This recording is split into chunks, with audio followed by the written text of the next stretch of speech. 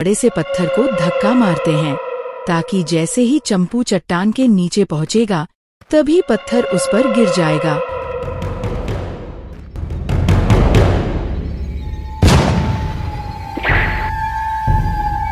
एक बहुत ही सुंदर जंगल था जिसमें चंपू खरगोश रहता था अन्य सभी जानवरों के साथ। एक काला साया गुफा से निकलता है। अगली सुबह अभी हाल ही में उसने अपने जंगल को खूंखार जानवरों से बचाया था, जिस वजह से उसे अब अपने ऊपर घमंड होने लगा था। अब वो जंगल में अजीब सी शरारतें करता था, पर जंगल के जानवर खुश थे क्योंकि वो कोई ऐसी हरकत नहीं करता था जिससे किसी को ठेस पहुँचे। पता है, चंपू बहुत शरारती हो गया है, पर उसकी शरारत से कोई दुखी नहीं होता क्योंकि वो सभी के काम भी तो आता है। चंपू खरगोश अपनी शरारती आदतों की वजह से पूरे जंगल में मशहूर हो गया था। कभी वह बंदर के केले चुरा लेता। ओए चंपू के बच्चे, रुक जा, अभी तुझे बताता हूँ। मेरे केले लेकर भाग रहा है चोर कहीं का। कभी हिरण को दौड़ाकर हंसता, कभी तो शेर की दहाड़ की नकल करके सबको डरा देता।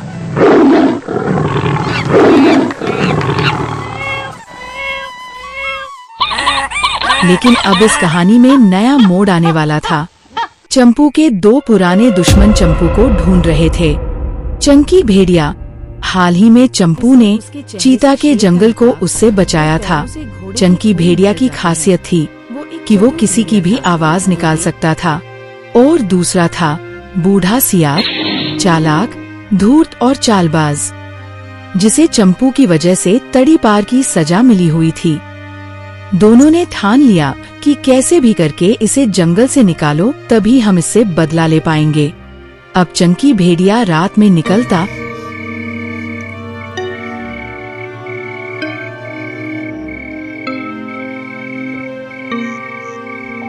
रोज किसी न किसी जानवर को उठा कर ले जाता।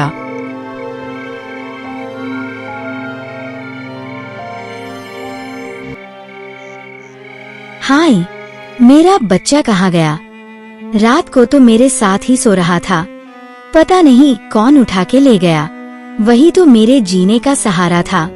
इसी तरह रोज किसी न किसी का बच्चा गायब होने लगा और उनके कंकाल जंगल में पड़े मिलते।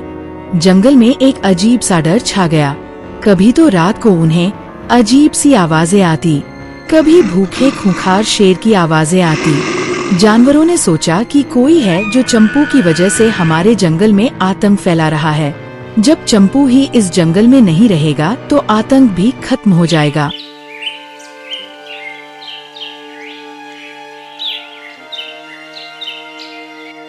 अब सभी जानवरों ने सभा बुलाई, जिनमें उनके महाराज गजराज हाथी वहीं थे, पर वो बहुत बूढ़े हो चुके थे, जो हाल ही में साधना करके लौटे थे।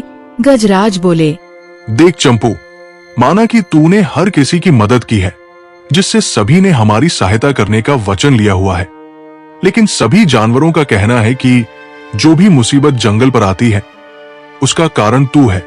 इसलिए जानवरों की इच्छा है कि तुझे जंगल से निकाल दिया जाए। वो देखना चाहते हैं कि क्या तुझे जंगल से निकाल देने से आतंक खत्म होता है या नहीं।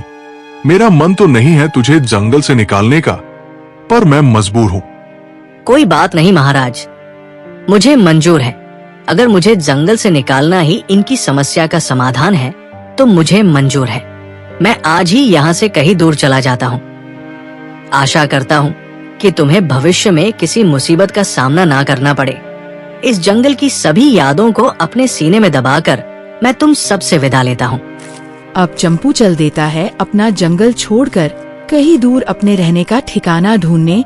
लेकिन कुछ जानवर थे जो उसके जाने पर दुखी थे, जैसे टुनी, गधा, बंदर, गिलहरी, कछुआ और अन्य जानवर।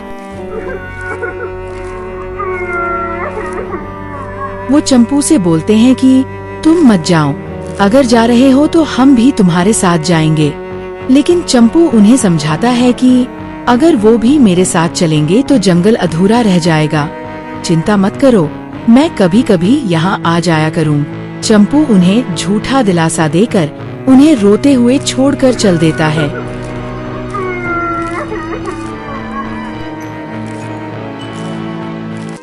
उसे एक बियाबान इलाका मिला।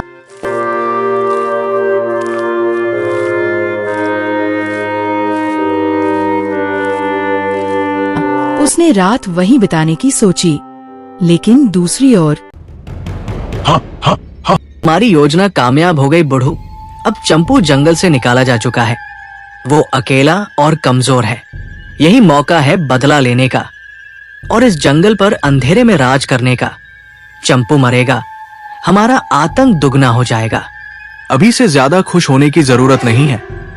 बोल तो ऐसे रहा है जैसे उससे बदला लेना बहुत आसान है। भूल गया क्या? उसके दिमाग की वजह से ही तू अंधेरे कुएं में फेंक दिया गया था और मैंने ही तुझे बचाया था। अगर मैं समय पर वहां नहीं आता तो तेरा क्या होता, ये तू अच्छी तरह जानता है। हाँ, ठीक है।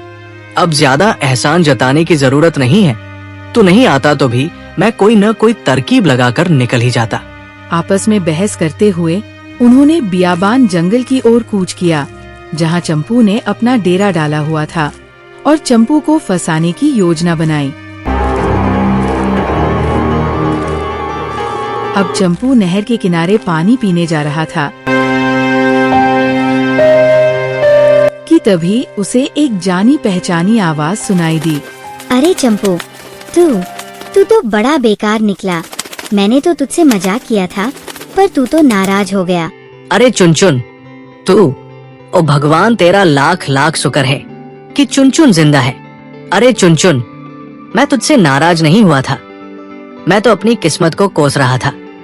चल सब बात छोड़, मुझे ये बता कि तू इतने दिनों तक कहाँ रह रही थी। तुझे पता है टुनी, चिड़िया और मैं तेरे लिए कितने परेशान हो रहे थे। अरे यार, क्या बताओ, मुझे तो उस जंगल का दाना पानी बहुत अच्छा लगा। मैं तो भूल ही गई थी कि मेरा घर तो ये जंगल है। पर कल ही मैंने 2 भेड़िए देखे, जिसमें से एक तो वही बूढ़ा सियार था जिसको तूने तड़ी पार करवाया था, और दूसरे को मैं नहीं जानती। पर वो दोनों किसी से बदला लेने की बोल रहे थे। पर किससे, ये मैं ठीक से सुन नहीं पाई। जब मैंने उनका पीछा किया तो मुझे अपने जंगल के रास्ते में पड़ने वाली नहर दिखी, तो मैं नहर के साथ साथ चलते हुए यहाँ पहुँची हूँ। पर ये बता, तू यहाँ क्या कर रहा है अपने जंगल को छोड़कर? अब चंपू सारी कहानी उसे बताता है, जिसे सुनकर चुनचुन बहुत दुखी हो जाती है। अब उसने भी चंपू के साथ रहने का फैसला किया और बोली कि कभी कभी वो अपनी दोस्त टुनी चिड़िया से मिलने चली जा करेगी। पर चंपू ने चुनचुन को समझा दिया कि वो जंगल में किसी को ना बताए कि मैं यहाँ हूँ। चुनचुन ने भी उसकी बात मान ली, लेकिन इधर वो दोनों ये सारी बातें सुन रहे थे, जिससे उनकी पहली योजना तो फेल हो गई। अरे यार, इस चिड़िया ने हमारी सारी बातें सुन ली थी। अब तो हमें सतर्क रहना होगा। अब हम इसे सीधे तरीके से नहीं मार सकते, क्योंकि हमने ऐसा किया तो ये चिड़िया की बच्ची पूरे जंगल में ढिंढोरा पीट देगी और फिर हमें बचाने वाला कोई नहीं होगा, क्योंकि दोनों जंगल के राजा शेरा और चीता इसके जंगल का समर्थन करते हैं। अब तो हमें दूसरी योजना बनानी पड़ेगी। पहले हमें इसकी दिनचर्या देखनी होगी, और वो भी बहुत होशियारी से। उसे कानों कान भनक भी नहीं लगनी चाहिए। अब दोनों ने चंपू की दिनचर्या का पता लगाया। वो कहाँ जाता है, क्या करता है और ज्यादातर अपना समय कहाँ बिताता है।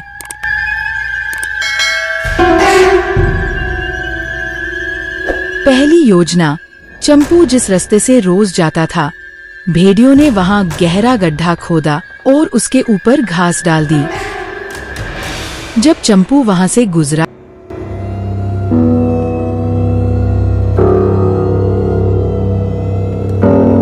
तो उसने देखा और सोचा, अरे ये क्या, ये घास एक ही दिन में कैसे इतनी बड़ी हो सकती है? कल तो यहाँ कुछ भी नहीं था। लगता है कोई है जो मेरे पीछे लगा है। शायद उसी की वजह से मुझे जंगल से निकाला है। कहीं ये वही तो नहीं है जिसके बारे में अभी चुनचुन मुझे बता कर गई थी। मुझे सावधान रहना होगा, कोई बहाना बनाना होगा, ताकि उन्हें कोई शक ना हो कि मुझे उसकी योजना का पता चल रहा है। अरे क्या बात है, कितनी अच्छी घास है, इसमें कितनी अच्छी खुशबू आ रही है। पर अभी तो ये थोड़ी सी है और साफ सुथरी है। इसे और भी ज्यादा हो जाने देता हूँ, तब मजा आएगा इसे खाने में। अब चंपू उस घास के साइड में से होकर निकल जाता है।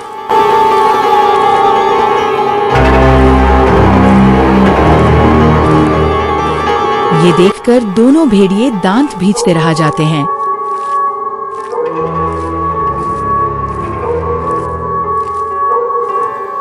एक दिन चंपू खल खाने के चक्कर में दूर निकल गया, लेकिन वो भूल गया था कि चंकी और सियार की नजर उस पर हमेशा रहती थी।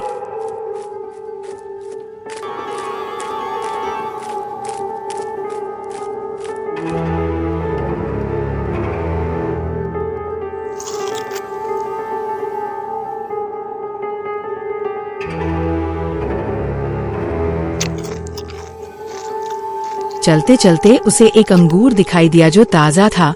वो उसे उठाने गया तो आगे उसे एक और अंगूर दिखा। अंगूर इतने स्वादिष्ट थे कि उसे अंगूरों का लालच हो गया और वो आगे बढ़ता गया। वो भूल गया था कि ये किसी की चाल भी हो सकती है। वो इसी जगह पहुंचा जहां उसके लिए किसी ने जाल बिछा रखा था। वो उस चट्टान के नीचे अंगूर खा रहा था जिसके ऊपर थे चंकी और सियार। बुढ़ू जल्दी कर, चंपू बिल्कुल इस चट्टान के नीचे है। घेर देते हैं इस भरी पत्थर को चंपू के ऊपर और कर देते हैं। इसका काम तमाम। इससे हम पर किसी को शक भी नहीं होगा और हमारा बदला भी पूरा हो जाएगा। अब वो दोनों उस बड़े से पत्थर को धक्का मारते हैं ताकि जैसे ही चंपू चट्टान के नीचे पहुंचेगा तभी पत्थर उस पर गिर जाएगा। चंपू उस चट्टान के नीचे पहुंचने वाला ही था कि तभी अरे चंपू, तू यहाँ है। मैं तुझे सारी जगह ढूंढ रही हूँ। सुन, मुझे कुछ पता चला है। अब चुनचुन उसे कुछ बताती है। पर गुस्सा होते हैं, लेकिन चट्टान पर दोनों का प्लान फिर से कैल हो जाता है। इस चुनचुन का तो कुछ करना पड़ेगा। इसकी वजह से हमारा प्लेन हर बार नाकामयाब हो जाता है। पहले इसे ही रास्ते से हटाना होगा और फिर देखूंगा कि कौन बचाएगा इस चंपू के बच्चे को हमारे जाल में फंसने से। अब तू दिमाग खराब मत कर, उसे छोड़। वो तो चिड़िया है, कहीं भी पलक झपकते उड़ जाएगी। उसका हम कुछ नहीं बिगाड़ सकते। सुन, मेरे पास एक प्लान है जिससे सांप भी मर जाएगा और लाठी भी नहीं टूटेगी। अब इधर सियार चंकी को अपना प्लान बताता है और उधर चुनचुन चंपू को सारी बात बताती है। देख चंपू, जब तू उस चट्टान के नीचे जाने वाला था तभी मैंने देखा कि वो दोनों भेड़िए उस चट्टान पर रखे पत्थर को तेरे ऊपर गिराने वाले थे। वो तो मैंने समय पर आकर तुझे आवाज मार दी, वरना तेरा यही काम तमाम हो जाता। अब मेरी बात ध्यान से सुन। जब मैं इधर आ रही थी तो रास्ते में एक गुफा दिखाई दी थी। उसमें से एक डरावनी आवाज आ रही थी, लेकिन उस गुफा का मुंह बंद था किसी बड़े पत्थर से, पर उसके नीचे थोड़ी सी जगह थी जिसमें तू भी जा सकता है और वो भेड़िए भी। मुझे लगता है उस गुफा के अंदर कोई बहुत बड़ा जानवर है। अगर तू कैसे भी करके उन दोनों भेड़ियों को उस गुफा में पहुंचा दे तो तेरे दुश्मन अपने आप ही खत्म हो जाएंगे। अब तू बता, कैसे ले जाएगा उन दोनों को उस गुफा में? चुन, अगर तू सच बोल रही है तो मेरे पास एक तरकीब है जिससे वो दोनों भेड़िए अपने आप ही इस गुफा में जाएंगे। लेकिन पहले तू मुझे उस गुफा के पास ले चल। अब चुनचुन चंपू को उस गुफा के पास ले जाती है। चंपू गुफा के पास जाता है तो उसे भी हल्की सी आवाज सुनाई देती है। तो चंपू जोर से बोलता है, मुझे भूख लगी है, मुझे खाना चाहिए। तभी एक आवाज आई जो डरावनी थी, लेकिन चंपू छुप कर खड़ा हुआ था, पर गुफा में से कोई नहीं आया। चंपू समझ गया कि इस गुफा में जो कोई भी है वो फंसा हुआ है, लेकिन इस छोटे से छेद में से अंदर जाया जा सकता है। चंपू ने कुछ सोचा और चुनचुन से बोला, चुन, चल, मुझे एक तरकीब आई है, लेकिन तुझे भी मेरा साथ देना होगा, क्योंकि एक की बात पर कोई भरोसा नहीं करता, लेकिन दो जनों की बातों पर कोई भी भरोसा कर सकता है। तो सुन मेरी तरकीब। इधर चंपू चुनचुन को तरकीब समझाता है, लेकिन दूसरी तरफ सियार चंकी को समझाता है। देख चंकी, तू अभी ना समझ है, तू बहुत जल्दी हिम्मत हार जाता है। वो चिड़िया कब तक उसे हमसे बचाएगी? देख, वो चिड़िया जिस दिन अपने जंगल में जाएगी तभी हम अपना जाल बिछाएंगे। तो अब सुन मेरा प्लान। दोनों तरफ से प्लान बनाए जा रहे थे, लेकिन किसका प्लान कामयाब होगा ये तो समय ही बताएगा। अब चंकी भेड़िया और सियार योजना बनाकर चल देते हैं चंपू के ठिकाने पर, उसे देखने कि क्या वो चिड़िया अभी भी वहीं है या चली गई। लेकिन जैसे ही वो ठिकाने पर पहुँचे तो चंपू को आभास हो गया कि वो आ गए हैं, और तभी उन्होंने अपने प्लान पर काम करना चालू कर दिया। अरे चंपू, तू बड़ा बेकार है, अकेले ही खा रहा है इतना मस्त खाना, पर तुझे ये खाना कहाँ से मिला? चुन चुन, देख, धीरे बोल, कोई सुन लेगा तो हमें कभी भी ये खाना खाने को नहीं मिलेगा। देख, मैं तुझे सारी बात बताता हूँ। यहाँ से उत्तर दिशा में जाएगी ना तो तुझे एक गुफा मिलेगी। उस गुफा से डरावनी आवाज आती है। अगर तू डर गई तो तुझे कुछ नहीं मिलेगा, अगर नहीं डरी तो तू जो भी उस गुफा से मांगेगी वो तुझे मिल जाएगा। लेकिन उसके लिए तुझे उस छेद में से गुफा के अंदर जाना पड़ेगा। और सुन, उस गुफा के बारे में किसी को कानों कान भनक नहीं लगनी चाहिए। अब हम दोनों मिलकर जिंदगी के मजे लेंगे। चंपू और चुनचुन की बातों को सुनकर दोनों भेड़िए भौचक्के रह गए और वहाँ से चले गए। शायद चंपू की तरकीब काम करने लगी थी।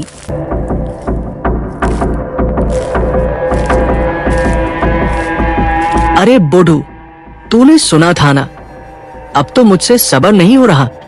मुझे तो अभी जाना है उस गुफा के पास, और पहले मांगूंगा इस चंपू की मौत, फिर मांगूंगा। तू पागल हो गया है क्या? इतनी जल्दबाजी अच्छी नहीं है।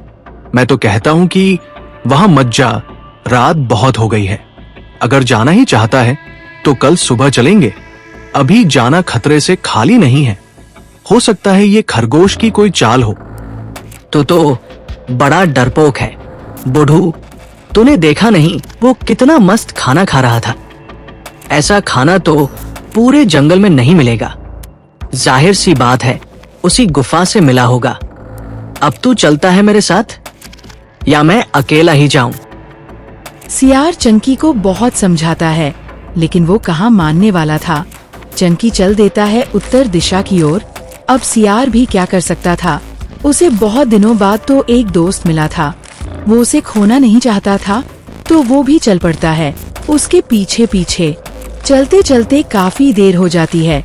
आखिर वो पहुंच जाते हैं उस गुफा के पास। गुफा बहुत डरावनी और रहस्यमयी थी। उस पर कुछ मंत्र लिखे थे। उसके पास बहुत सारे पत्थर पड़े थे जिन पर कुछ लिखा हुआ था, लेकिन एक पत्थर पर कुछ नहीं लिखा था। उस पर खतरे का निशान बना था, लेकिन वो तो जानवर थे, उन्हें क्या पता क्या लिखा है। अब चंकी को वो छेद दिखता है। सियार उसे मना करता है, लेकिन चंकी पर तो बदले का भूत सवार था। वो नहीं मानता। वो जोर से आवाज मारता है। तभी प्रत्युत्तर में उसे एक डरावनी आवाज आती है।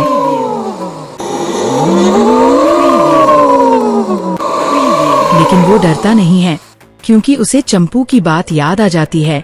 अब चंकी ने आव देखा ना ताव घुस जाता है उस सुराख में।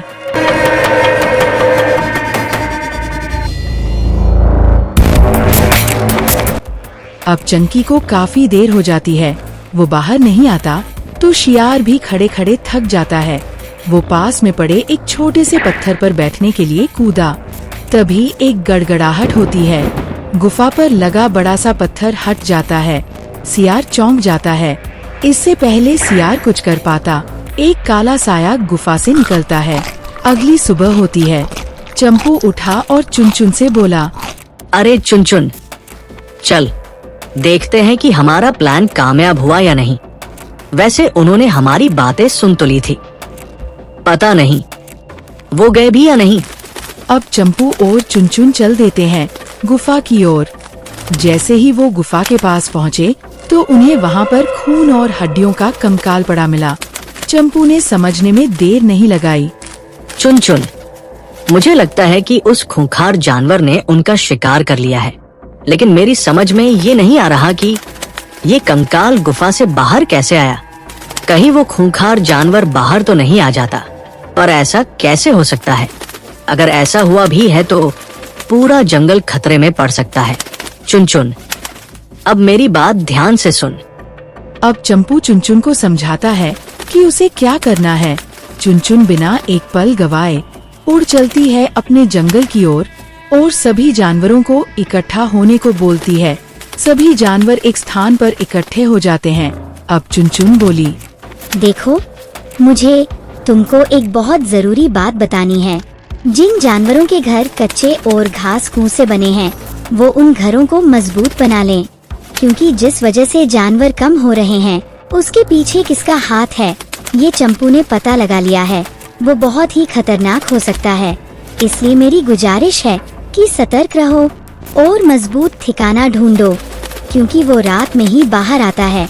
उसने अभी 2 भेड़ियों का शिकार किया है, जिन्होंने पहले इस जंगल में आतंक फैला रखा था। वो बहुत ही भयानक हो सकता है। चुनचुन की बात सुनकर सभी जानवर डर जाते हैं और अपने अपने घरों को सुधारने लगते हैं। लेकिन जिन जानवरों के घर नहीं थे, वो क्या करते? उन्हें तो उस जानवर का शिकार होना था। वे अब डर के साए में जीने लगे। जंगल में से हर रात एक जानवर कम होने लगा।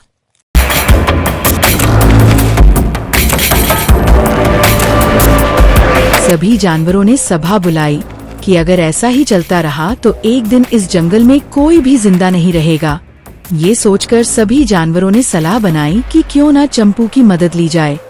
लेकिन उन्हें अफसोस भी था कि उन्होंने चंपू को जंगल से बाहर नहीं निकलना चाहिए था।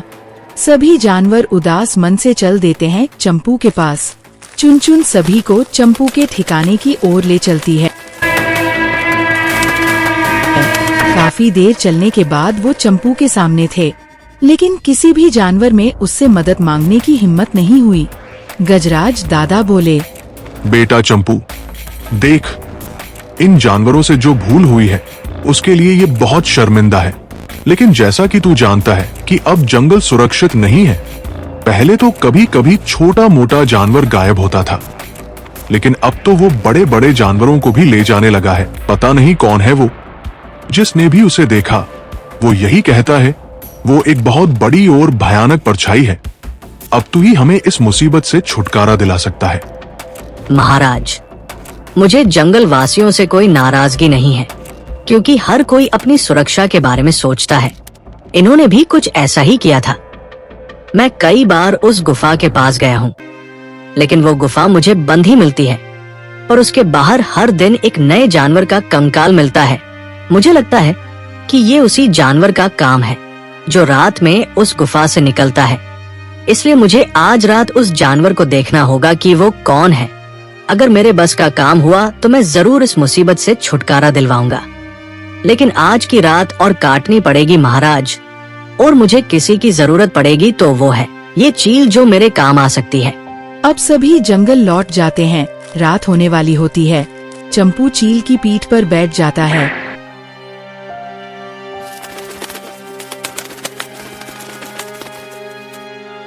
और वो दोनों उस गुफा के पास खड़े पेड़ पर बैठ जाते हैं। रात पूरी तरह से होती है। गुफा का दरवाजा खुलता है। उसमें से एक बहुत बड़ी और डरावनी परछाई निकलती है। चंपू उस परछाई को देखता है तो वो चौंक जाता है। वो एक विशाल अजगर की परछाई थी, जो रात के समय बहुत कम दिख रही थी और उसमें इतनी फुर्ती थी कि पलक झपकते ही गायब हो जाती थी। वो परछाई फिर से एक जानवर लाई और खा गई। चंपू ने देखा कि वो परछाई अंदर जाने से पहले एक पत्थर पर पूंछ मारती है और अंदर घुस जाती है और गुफा बड़े से पत्थर से बंद हो जाती है। अगली सुबह चंपू जंगल जाता है, उन्हें सारी बात बताता है और बोलता है, महाराज, वो मुसीबत इतनी बड़ी है कि हम सब मिलकर भी उससे छुटकारा नहीं पा सकते। लेकिन एक उपाय है मेरे पास। जब मैं शुरू में नहर पार के जंगल को पार करके एक गांव में पहुंचा था, तो मैंने वहां काफी समय बिताया था। वहां का एक राजा जो बहुत ही शक्तिशाली था, उसके पास एक कबूतर भी था, जिसके पास ये खूबी थी कि वो जिस चीज को सूंघ लेता था उसे उसकी जगह का पता चल जाता था, जिसकी वजह से राजा ने अपने गांव को बड़ी बड़ी मुसीबतों से बचाया था। लेकिन वो उस गुफा तक कैसे आएंगे? वो तुम मुझ पर छोड़ दो, मुझे इस चील की जरूरत है। भगवान ने चाहा तो आज ही उस अजगर का आतंक खत्म हो जाएगा। चंपू भाई, मैं तैयार हूं। अगर जंगल को बचाने में मेरी जान भी चली जाए तो कोई बात नहीं। अब वैसे भी मैं बूढ़ा हो रहा हूं, एक दिन तो मरना ही है, क्यों ना भलाई का काम करके मरा जाए। अब चंपू चील की पीठ पर बैठता है और उसको ले चलता है उसी गांव की ओर जहां उसने 3 महीने बिताए थे। चंपू चील को लेकर महल के पास पहुंचा और बोला, देख चील, तुझे जो काम करना है वो मुश्किल और सावधानी का काम है। देख, अभी सुबह है, तुझे बस एक काम करना है। जब रानी नहाने जाती है तो उसके गले में एक बहुत कीमती और अद्भुत चमकता हार है, जिसे उतार कर ही वो नहाने जाती होंगी। बस तुझे वो हार लेकर आना है, आगे का काम मेरा है। चील ने वैसा ही किया। अब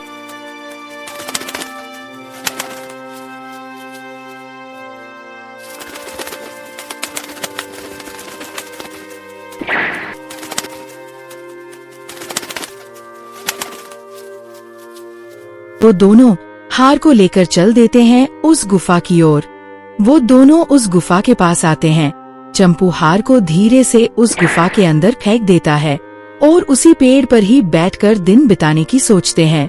इधर महल में खलबली मची हुई थी। रानी का हार गायब था। अब राजा ने कबूतर को हार का पता लगाने को कहा। कबूतर को रही के हार की गंध पता थी, क्योंकि रानी उसे लेकर बगीचों में और गांव में घुमा करती थी। तो राजा अपने शाही घोड़े पर बैठते हैं। वो कोई मामूली घोड़ा नहीं था, वो किसी भी चीज को एक छलांग में ही पार कर लेता था और अपनी रहस्यमयी तलवार लेकर उस कबूतर के पीछे चल देते हैं। जंगलों को पार करते हुए और नहर को पार करते हुए वो पहुंचते हैं उसी गुफा के पास। गुफा को देखते ही राजा चौंक गया। उसे कुछ याद आता है। तभी कबूतर उस गुफा के छेद की ओर इशारा करता है। राजा समझ गया कि हो ना हो हार इसी के अंदर है, लेकिन उसे निकालने के लिए उस बड़े पत्थर को हटाना था। तो राजा ने पूरी ताकत से उस पत्थर को हटाया। पत्थर हटते ही अंदर से एक भयानक फुंसकार बाहर आई। साथ ही आया वो अजगर, जिसे देखकर राजा ने तुरंत अपनी तलवार निकाली और दूर से ही उस अजगर पर वार किया। तलवार से तेज आग बाहर निकली और देखते ही देखते अजगर राख के ढेर में बदल गया। अब राजा उस हार को लेता है और महल लौट जाता है। इधर चंपू ये खुशखबरी जंगल में बताता है। पूरे जंगल में खुशी का माहौल था। सभी खुश थे। सभी ने वादा किया कि आज के बाद बिना किसी को परखे उसे गलत साबित नहीं करेंगे। तो दोस्तों, क्या चंपू का सफर यहीं तक था? कहानी कैसी लगी कमेंट में जरूर बताएं और चैनल को सब्सक्राइब करके घंटी वाले बेल आइकन को दबाना ना भूलें, ताकि हमारी अगली वीडियो का नोटिफिकेशन सबसे पहले आप तक पहुंचे। तो खुश रहो, स्वस्थ रहो। धन्यवाद।